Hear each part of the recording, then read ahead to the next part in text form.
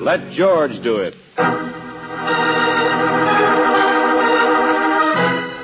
One Chance at the World, another adventure of George Valentine. Personal notice. Danger's my stock and trade. If life is a continual dance with someone else calling the tunes, you got a job for me, George Valentine. Write full details.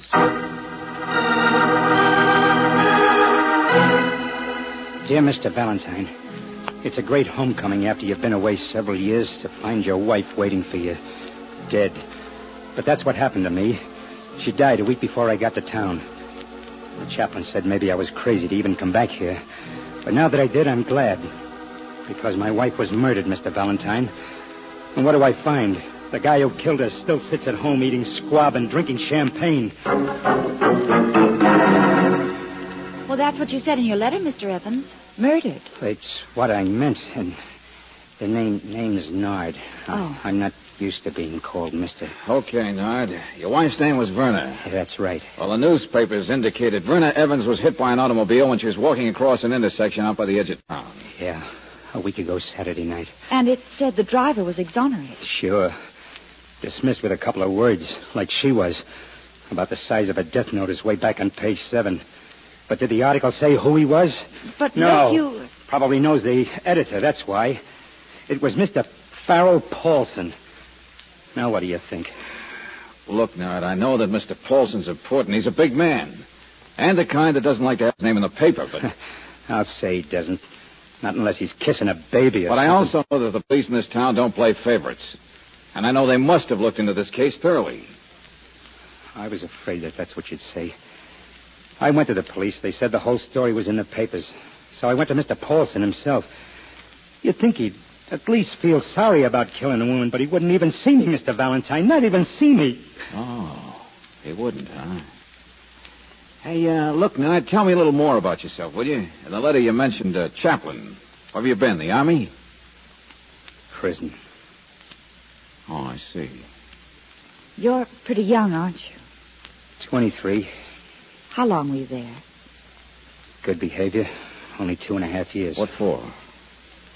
Assault with a deadly weapon. Want to tell me about it? No, why should I? It's over with. I paid for it. Okay, Nard. Being bitter never helps, you know. I try not to be, Mr. Valentine. I know I shouldn't be. I know Verna wouldn't want me to be. But it's not so easy when things like this happen. We were always so close. Married when we were just kids. We started our own little business, laundry and cleaning. I even worked out some new machines, fast presses. You know, we had big plans. But I haven't even got that anymore. What do you mean? She had to sell out while I was away. I told her not to, but I guess she had to eat somehow. Grofay Laundry's got everything I own. I don't know why I'm telling you all this, except, well, I haven't got a penny to pay you with. Who says I'm going to do anything I need pay for? You mean you won't help me? You mean I get the brush from you, too? Sorry, jailbird, it's just tough, now, that's look, all. Kid, would you hammer something into that head of yours? The world is not against you. I know maybe it looks that way to you, but it's not. Yeah, sure. That's what the chaplain kept saying, and I believed him, too. All I'm trying to tell you is I'm going to do something about it. I'm going to prove it to you.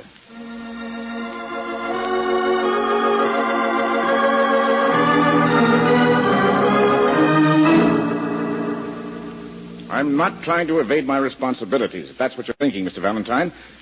Or my conscience. All right, Mr. Paulson. All right, I believe you. It's just that Maybe it's just that you want time to plan what you're going to say to him a little more carefully. I beg your pardon. You were driving your car last Saturday night. Were you alone? Yes. Speeding? No. Drinking? No. Then what happened? The police have the case. They have every bit of information. There's no sense in Okay, Mr. Paulson. Your client, the young man, the husband, he's not trying to cause any further trouble, is he? Oh, no, Mr. Paulson. He's happy I know I shouldn't have said it that way. I didn't mean it that way. The accident wasn't my fault. I slammed on my brakes, but she was running across the street, and... I bet he'd like to kill me. I don't like myself very much either. It wasn't your fault, and yet you don't just feel upset. You feel guilty, too, don't you? Why? See here, I have to get back inside. It wouldn't be you've held something back, would it, even from the police? No, of course not. But what's your name again? Valentine. Yes. Perhaps we'll meet again, Mr. Valentine.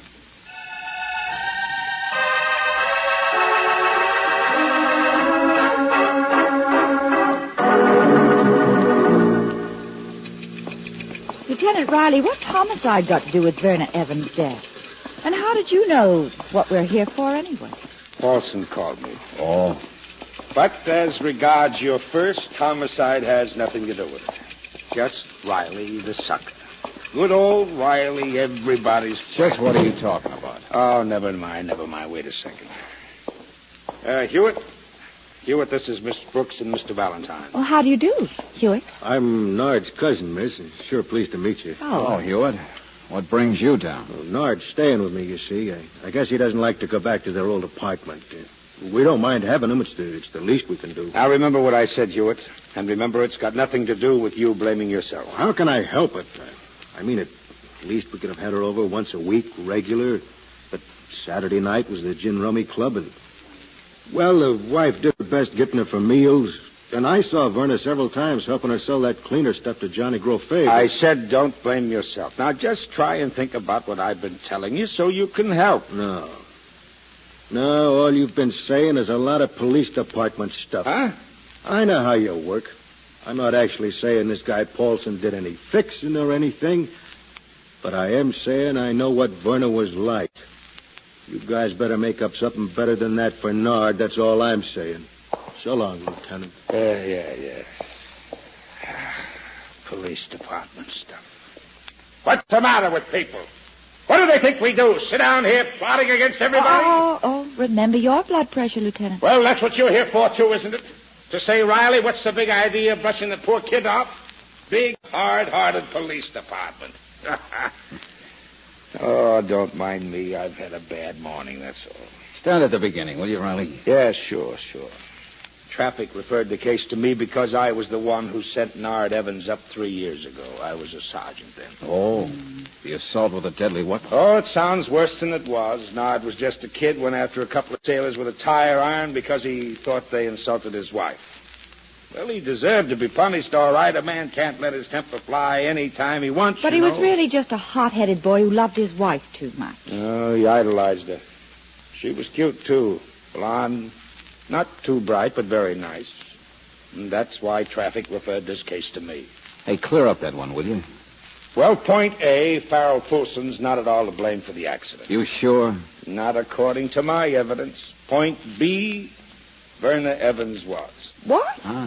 Oh, yeah. The hard-hearted police department thought it might be better if Nard didn't know the truth. That's why we gave the kid the stall this morning. That's why we had his cousin in, hoping he might be able to ease the blow. The blow? What do you mean, Lieutenant? The accident happened last Saturday night out by the edge of town. Crowded highways, crowded roadhouses. Go on, Lieutenant, go on. Well, we don't know whether she was with anybody or not, but we do know she had been other nights the same week. About a dozen witnesses in a joint called Springer's Shack remember seeing her. Then some guy took her arm and she went outside. Tried to walk across the highway when Paulson and a lot of other cars were coming, and, well, Paulson couldn't help himself. What else, Riley? Well, the kid's beautiful, wonderful wife could hardly stand up straight.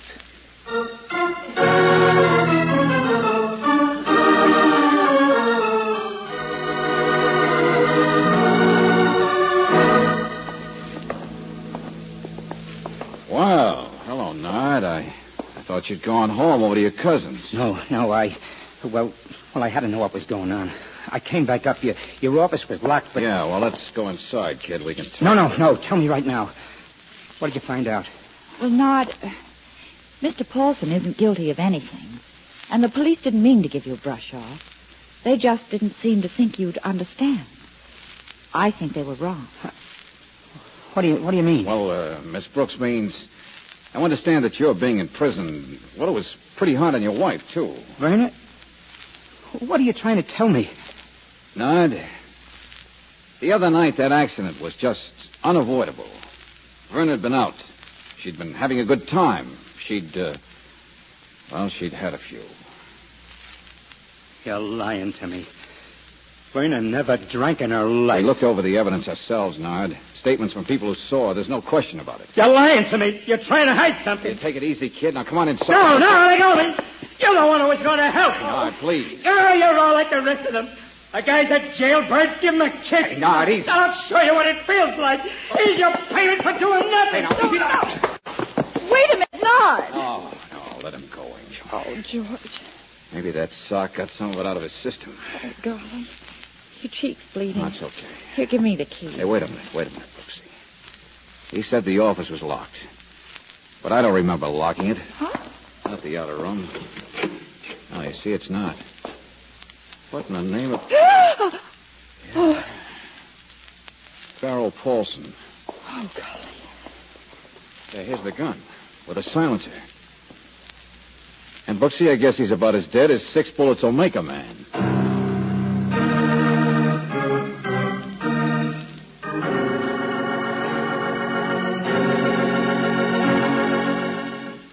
We'll return to tonight's adventure of George Valentine in just a moment.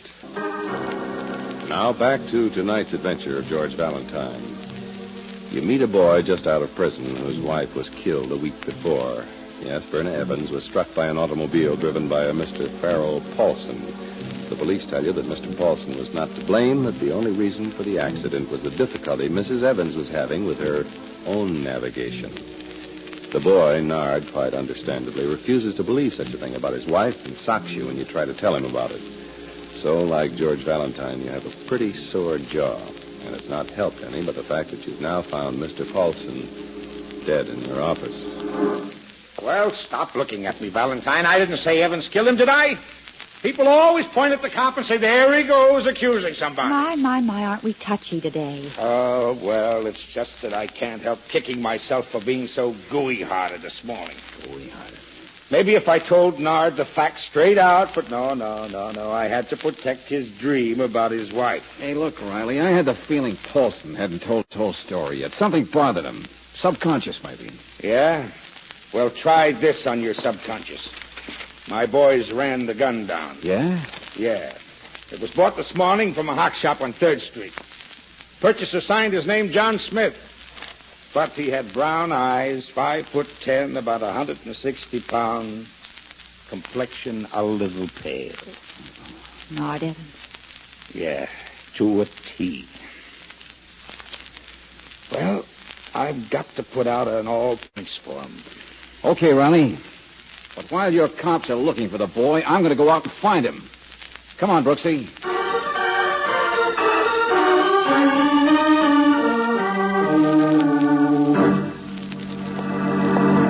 Excuse the gate crashing, mister. We're in a hurry. You own the Grove Fay Laundry, don't you? Yes. Well, I'm looking for Nard Evans. Have you seen him? Who? Yes, you have seen him, haven't you?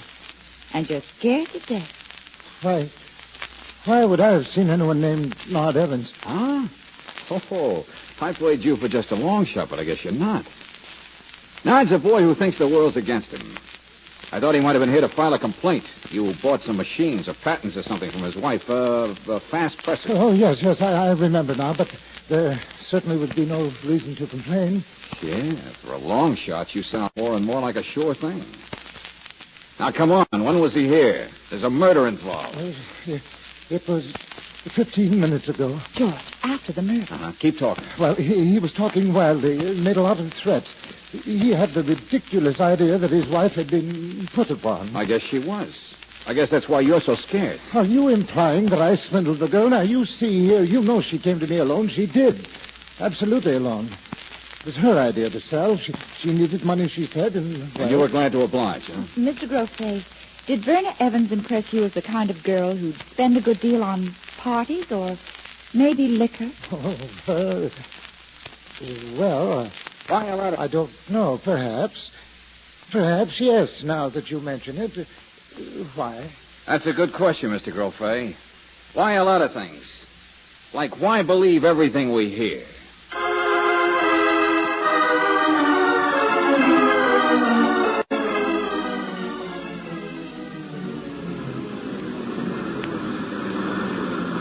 Sure, that's us, mister. Springer's Shack. Been here for 25 years, me and Pa. Well, I guess it's your husband we want to see, Mrs. Springer. He was one of the main witnesses in that Evans accident. You know, the girl who was hit by the car when she walked out of here last Saturday night? Oh, yes, I know. Poor little thing. Well, tell me, is your husband... I said, is your husband... You don't have to yell, mister. I'm so used to trucks backfiring, I can hear myself think by 'em. Well, I'll be here any second. Been taking a nap in the house out back. Mrs. Springer, do you remember Verna Evans? Well, not much. See, I'm busy on the cash register and cooking, too. We're mostly a restaurant, you know. Yeah, it gets a little noisy around here on Saturday nights. Well, we got 2 jukeboxes. Sure it does, mister. No, Pa was the one told the police about, well, you know, about the condition she was in. What sort of condition was she in? Well, Pa's pretty strict. He wouldn't serve her more than the one drink, and she didn't touch that. She couldn't. Why not? I guess other places aren't so particular. She'd been filled up lately before she ever got here. Huh? Oh, Lordy. I don't know. Some folks thought so, some folks didn't, but Saturday nights, mister, well, you better just ask Pa. Oh, what's that? I said you better... Hey, that wasn't a bad... Oh, sure. Come on.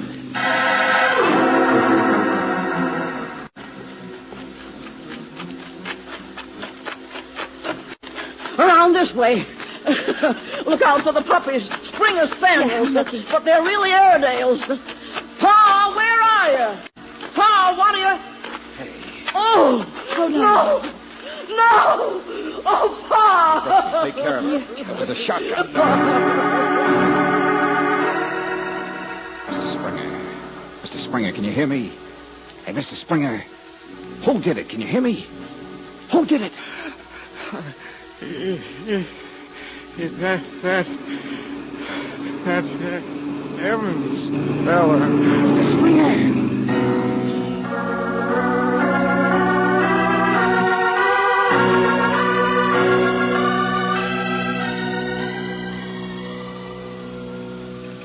You were out there, Lieutenant. You saw Mrs. Springer. She doesn't lie. And we told you what she said about just one drink. A traffic can't come up with any other bars where Verna Evans was seen drinking. Just a lot of corroborating stuff on her weaving around in that one place. Yeah. The doctors will let us know in a couple of minutes. They're already re-examining the body. You know how many orders it takes to get an exhumation? Oh, never mind. What I keep thinking about is poor old man Springer was the girl's big accuser. He threw the first rock. From Nard's standpoint, he called his wife names in public. Motive. Lieutenant Riley. Oh, there we are now. Yeah, excuse me. Yeah. Sergeant Johnson, a couple of patrol cars located that Evans boy. What? Got him cornered upstairs of a garage on 73rd Street. He's daring them to come on up after him. They say a homicide has a hold on it, waiting for instructions. The Evans boy is armed with a shotgun. Okay, Johnson, tell him... Riley, get in there and ask the doctors to hurry, will you? And tell those guys to keep the kids surrounded until we get there.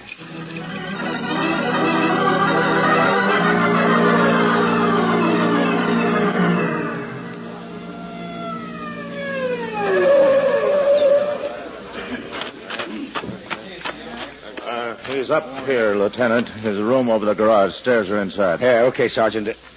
Oh, hello, Hewitt. That's my shotgun he's got, Mr. Valentine. I came home from work and found he'd been there and it was missing. I live over in the next block. Yeah, anybody try to go in yet? He says he'll shoot if we stick our heads in. Says make him an offer and let Hewitt here deliver it. Guess Hewitt's the only one he'll trust. Gosh, I feel like a heel. I'd like to help, but I've got a family to think about. I know what he's like when he's like this, when he loses his temper. You ever let go with the tear gas, Lieutenant? No, just stand back from the door. I'm going to have a talk with him first. George, relax, no. Angel, relax. Okay, Valentine. All clear.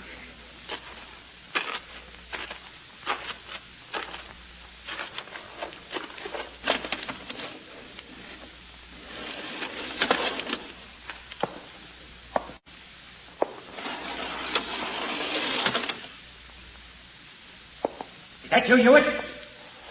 Not, it's me. Valentine.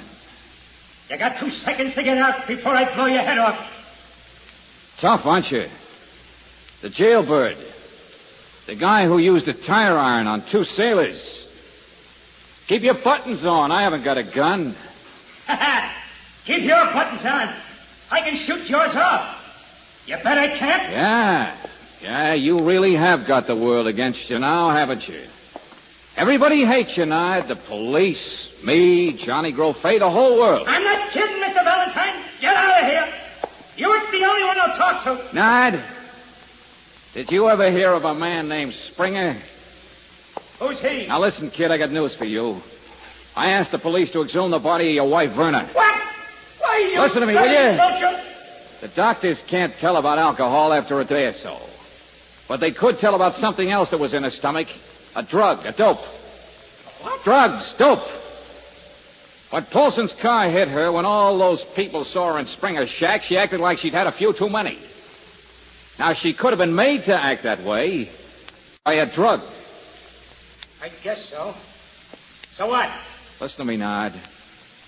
A couple of years ago, you went to prison. You told your wife not to sell that fast pressing machine thing of yours. But she needed money. Yeah, I know all that. Verna was young. She could have been persuaded to sell. Only when she found out later she'd been taken, that Grofay was really making hay out of his purchase, she got frantic. For last week, she tore around, seeing people maybe, seeing men maybe. There's always white guys that put on the wrong interpretation. Sure. But who was in a position to persuade Verna? I don't know what you're talking about. Who was in a position to collect a rake off from Grofay? Who told me he'd seen Grofay with her when Grofay was so careful to say she'd been alone? Who would have gotten scared to death because he knew how rough you could be? Tell it out, will you?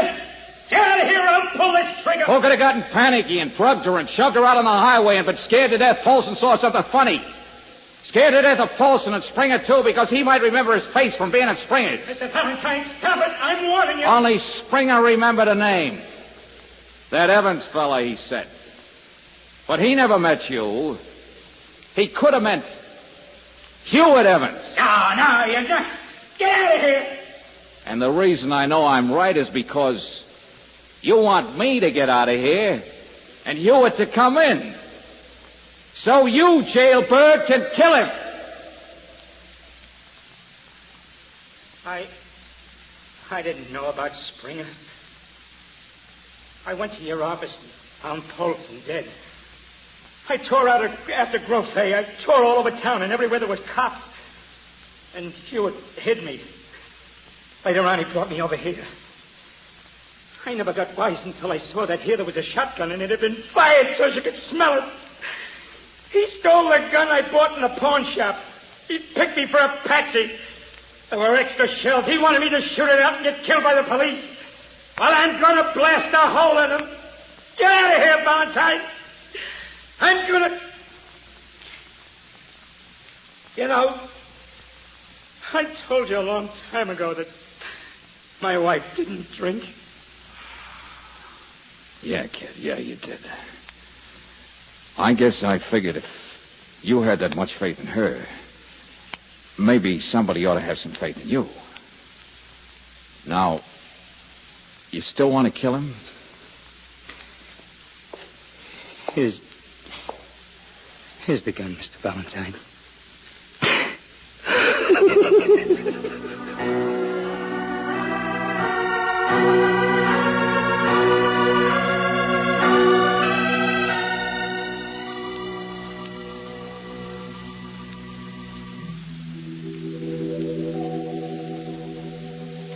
George, why do you suppose Mr. Paulson came up here to the office? What do you suppose he was going to tell us? Oh, I don't think he'd actually been hiding anything he'd seen at the time of the accident, Brooksy. He didn't actually see Hewitt push her. Just a suspicion, tinge of doubt. And, well, all of us feel it's so much easier not to get mixed up in things. I know. Like it's so much easier to make a flat-footed accusing statement. Like Mr. Springer must have about Verna Evans. Yeah. Well, people are so careless and selfish when they tell things they see. When they tell things they've been told. They forget that somebody might suffer. Somebody might be robbed of his chance at the world. Well, Nard Evans has a pretty good chance now, Brooksy. You see, I think that... George, I love you.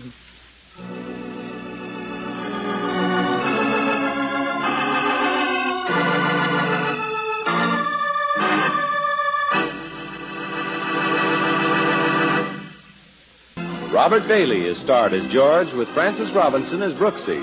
Wally Mayer appears as Lieutenant Riley. Let George Do It was written by David Victor and Jackson Gillis and directed by Don Clark. Also heard in the cast were Walter Burt as Nard, Ted Von Eltz as Paulson, Clayton Post as Hewitt, Bob Griffin as Gropey, and Martha Wentworth as Ma. The music is composed and presented by Eddie Dunstetter, your announcer, John Heaston. Listen again next week, same time, same station, to Let George Do It.